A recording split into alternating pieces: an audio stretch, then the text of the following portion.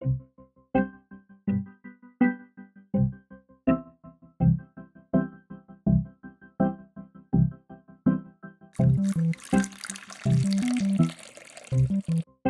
guys, this is James. And this is Danny from TDB, bringing you guys episode 133. Yeah. We're a third of the way through our second generation of tea. Season 2.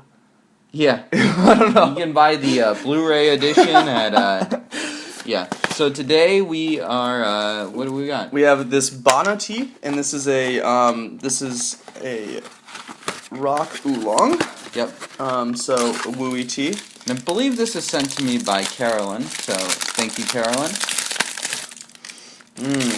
Beautiful, really dark, great smell on this, and I know this is sacrilege, but I'm going to go ahead and eyeball this, and we'll just call it pretty good at a certain point here.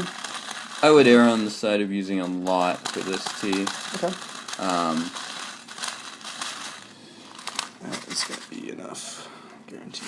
I guarantee it. Oh, yeah. For your money back? Oh man, I went backpacking recently. It was full of terrible puns. Terrible puns. You mean the best puns? Yes, of course, the most fun. So we're gonna give this a rinse, give it a smell. We actually haven't had that many Bana Teas on the show. We've had a couple. We've had, and I've had wow. them on in between episodes a couple times too. Yeah. So she is a specialist in pu'erh teas. Right. But we had her white tea on fairly recently that she picked up from Nepal, which was a fun tea, and this is kind of like the odds and ends of her store. We got a wooey tea. Smell that?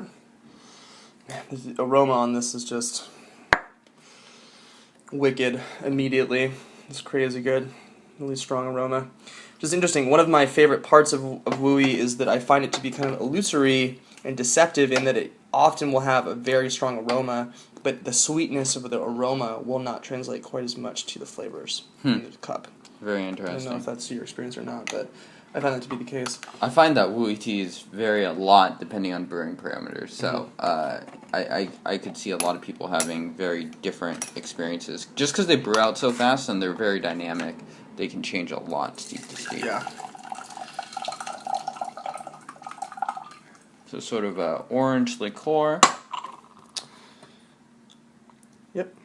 This will definitely be light. You can just just looking at it, you can tell it's going to be a lighter steeping, but it'll be a great start. Let's give it a shot. Yeah. Cheers, guys. Cheers.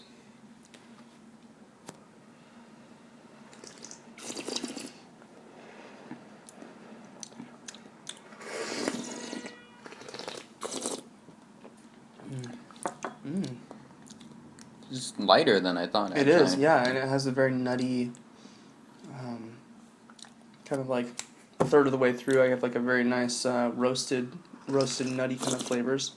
It's got a little bit of some fruit in there. Yep. I get a lot of those fruits. Classic sort of rock taste mineral vibe. Yep. For sure.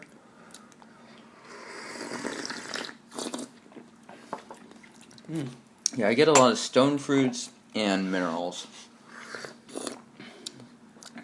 It's looking pretty roasted, actually. It's not super green. In fact, I would think that this would be a good candidate to rest for a year or two, just to let that roast die out. I really like it when these teas start to develop, so like dark plum, dark fruit flavors. I find those to be especially delicious, especially when the roast starts to die off and not dominate the tea so much. And I'm not saying the roast dominates this tea, but you can definitely taste the roast in this. Yeah, it's got an amazingly sweet smell. I actually find the aroma compared to the flavor of the tea to be more similar to a phoenix tea in some ways than a wooey, interestingly enough. I think it's carrying a lot more of the sweet fruit flavors than some of the wooeys that I've had. That's an interesting comparison. I could definitely see that, speaking as someone with very little experience with phoenix teas. Cheers. Cheers.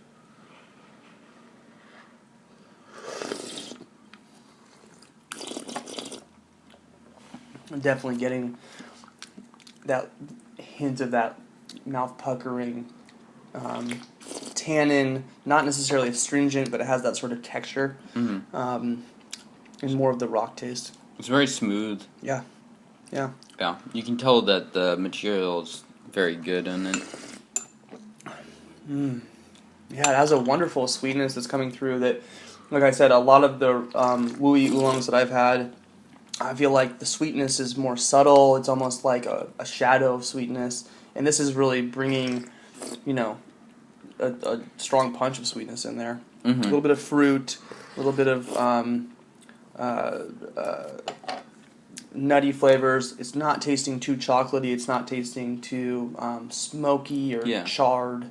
You know what? I think I'm starting to retract what I said about the roast. I don't find the tea to be very dominated by the roast at all.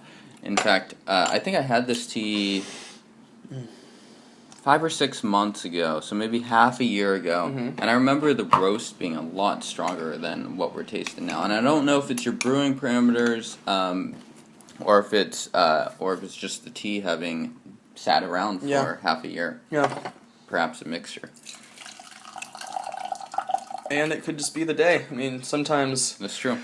I'll be drinking one tea, kind of a daily drinker, and I'm so used to it, and then for whatever reason, one day it just tastes so different. And, every day we show up to the tea table, it's a little different, so. Yep, and I think one thing that Scott covered in that one long interview that we had, which I would recommend watching. Check it out.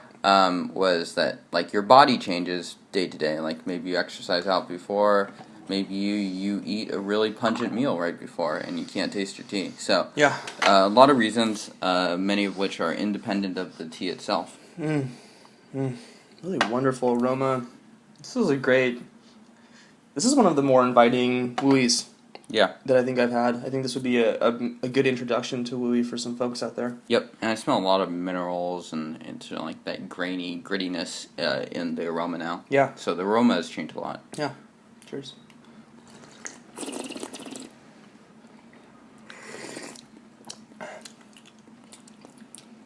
There's this lovely, and it's a little bit of that kind of mouth puckering thing that I was talking about, but with these roasted oolongs that I kind of grew up with really bad quality roasted oolong, and but there's that familial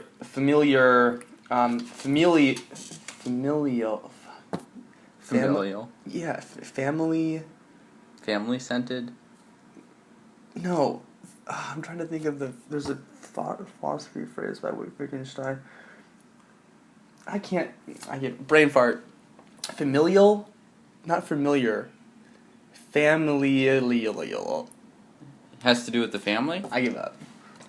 There's a common characteristic in these oolongs, these roasted oolongs, that is definitely here. It feels very similar. Feels very common and comfortable. Yeah.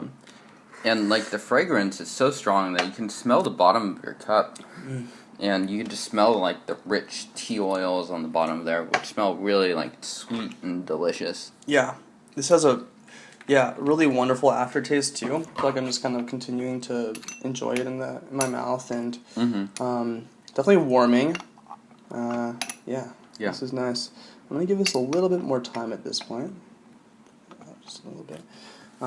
Just to see how it goes, stress test it a little bit. So, and in your experience, James, with these teas, how are you changing parameters? You had mentioned earlier that they kind of brew it a little bit quickly. When would you start to extend the brew times and things like that? It's definitely by feel, but... Yeah, I think it depends on the tea. The lower quality ones, you'll have to start extending the brew times pretty quickly. Right. But for something like this, I don't know. It also depends how much leaf you're using too. Like the more leaf you use, the longer you would wait as far as extending brew time. But I don't know. Right now, my muscle memory is mainly for pu'erh, so it's kind of hard for me to speak to. But probably like 3 or 4, you start to extend it by a little bit, and eventually you got to just push it real hard. Yeah, no doubt. And that's when you probably want to reboil your water, let it just sit in the cup, forget about it, come back to it. Yeah. Yeah. Mm-hmm. Cheers. Cheers.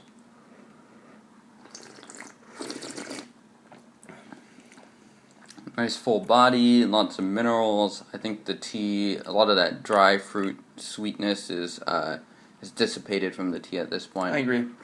I agree. I think it's coming more into that sort of, minerally rock classic wooey flavors. Yeah. Which is actually fun. I mean, I think your point about how dynamic wooeys are is very accurate, especially in this tea. Yep. So. Whereas something like the Jingu tea that we brewed from Yunnan sourcing last time, it was still going pretty steady, I would say. Like, the flavors were not more evolving steep to steep right. as much. Right, more consistent. And that's, different places or different times of the day or different, times you can be attentive to the tea. It's great. But I think this is, like I had said earlier, this is, I think, a really accessible wooey. I think that it's inviting in the sweetness, and then I think it's cool that there's that dynamic characteristic that kind of brings you to more of a classic wooey flavor eventually. So Yep. I'd say for folks out there who have yet to experience a wooey tea, this would be maybe a great introduction. Yep. Some similarities to some phoenixes as well. So Yeah. Yeah. So, thank you guys for watching. Where can someone find out more about tea? Well, I don't know. But you could go check us out at tdv.org. We are releasing videos every week, as well as in-between episodes, and even maybe a couple of really informal, random live tastings on Periscope. Check us out. Follow our Instagram, sign up for our newsletter, comment on everything. On everything, yeah. And also to send us millions of dollars, please. Yeah, our PayPal address will be included in the description. Most definitely. Yeah. And for more tea stuff, do check us out, subscribe, and we'll see you guys next time. Yeah, cheers. Cheers.